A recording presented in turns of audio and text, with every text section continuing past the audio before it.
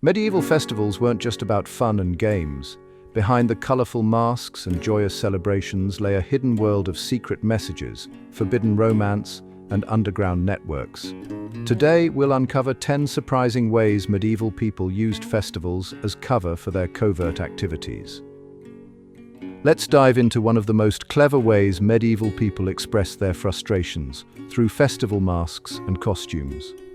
During carnival season, commoners would create masks with exaggerated features that secretly mocked the nobility. Large noses represented greed, while pale white faces poked fun at nobles who stayed indoors.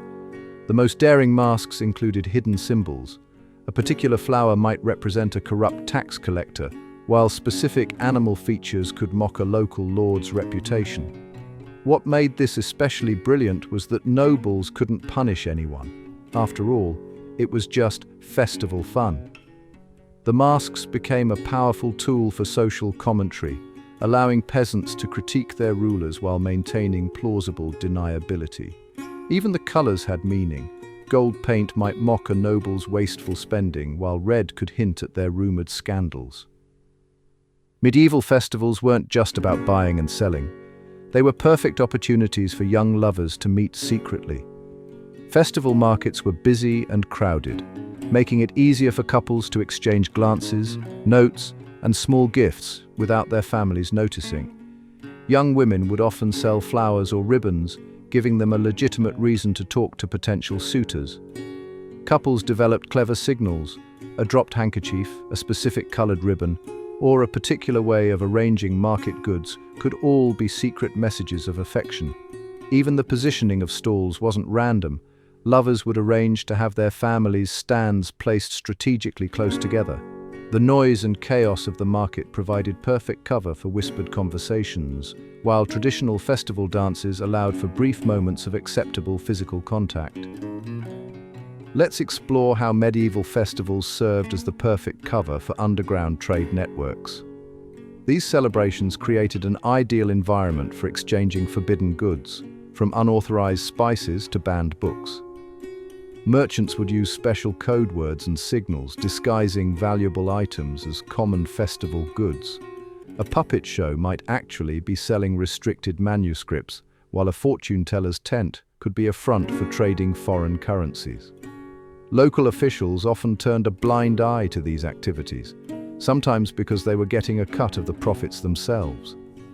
Festival crowds made it nearly impossible to track individual traders, and the constant movement of people between towns helped spread these networks far and wide.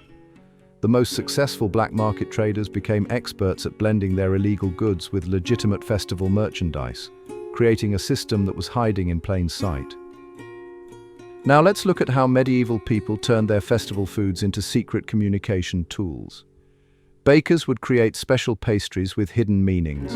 The number of marks on a bread roll could indicate a meeting time, while specific spice combinations served as coded messages. A particularly clever trick involved festival pies. Bakers would arrange fruits in patterns that carried messages, like cherries forming arrow shapes to point towards safe meeting spots. Even the way food was served mattered. A plate turned a certain way or a specific arrangement of dishes could warn about nearby guards or signal that a message was ready to be passed. Some vendors developed complete food-based codes. A meat pie might mean danger, while a sweet tart could signal coast is clear. These food codes became so sophisticated that entire conversations could happen through seemingly innocent food purchases. Let's talk about the clever world of medieval jesters. They weren't just simple entertainers making people laugh.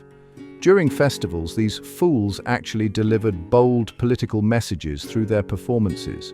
They used clever wordplay and double meanings to criticize powerful figures while maintaining their safety through humor. A jester might tell a story about a greedy wolf that everyone knew represented a corrupt local official, or perform a skit about a foolish king that mirrored current political events. Their colorful costumes and silly behavior served as perfect cover for these dangerous messages. What made jesters especially effective was their special status. They were the only ones allowed to mock the powerful openly, protected by the tradition that a fool's words shouldn't be taken seriously. Let's uncover how medieval people cleverly preserved their ancient traditions right under the church's nose. During Christian festivals, many communities would blend pagan practices into approved celebrations. Take the maypole dance. While the church saw it as simple entertainment, it was actually an old fertility ritual. People would weave specific patterns with ribbons that held special meaning to those who knew the old ways. Even the timing of these festivals wasn't random. They often aligned perfectly with ancient seasonal celebrations. Villagers would decorate Christian shrines with particular flowers and herbs that had pagan significance, and certain festival games actually preserved old religious ceremonies in disguise. The church officials often missed these subtle connections, seeing only the Christian surface of these celebrations. Now let's explore how medieval musicians turned festival tunes into secret news networks. These clever performers developed a fascinating system of musical codes. Specific melodies, rhythm changes, and even the choice of instruments could carry hidden messages. A sudden switch from a major to minor key might warn about approaching authorities, while certain folk songs contained verses that only locals would understand. Musicians would travel between festivals, spreading news through these coded performances. They might sing about a wise owl being caught, code for a local scholar's arrest, or use traditional love songs with slightly altered lyrics to share political news. The real genius was how they used crowd participation. Certain dance moves or chorus responses actually helped spread coded information throughout the audience. Behind the cheerful facade of medieval festival games lay a complex underground gambling network that would surprise modern casino operators. Seemingly innocent games like ring toss or dice actually use sophisticated betting systems.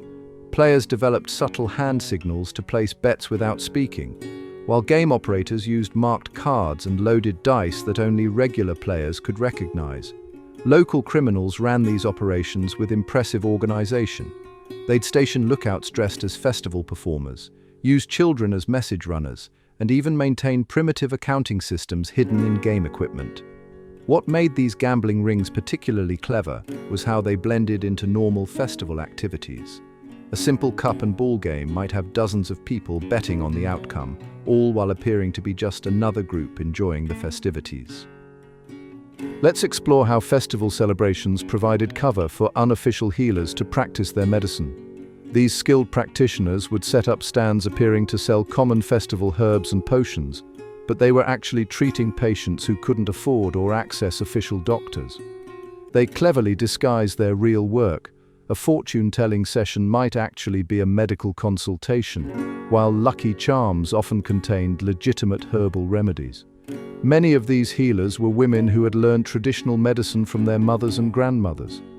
They used the festival's chaos to share medical knowledge, distribute remedies, and treat ailments while avoiding persecution from authorities who viewed their practices with suspicion.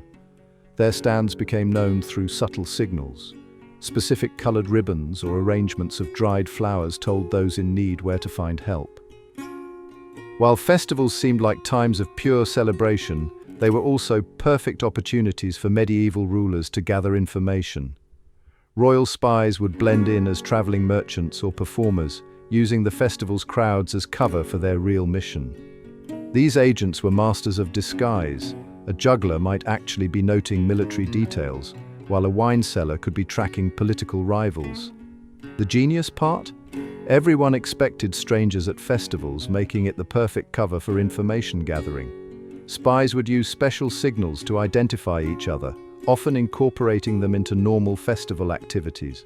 A particular dance step or the way a merchant displayed their goods could be a secret sign. Local rulers would even organize specific festivals just to attract potential informants from neighboring regions. Thanks for joining us on this fascinating journey through medieval festival secrets. If you enjoyed uncovering these hidden stories, don't forget to like this video and subscribe to our channel. Share it with history lovers who'd appreciate these medieval mysteries.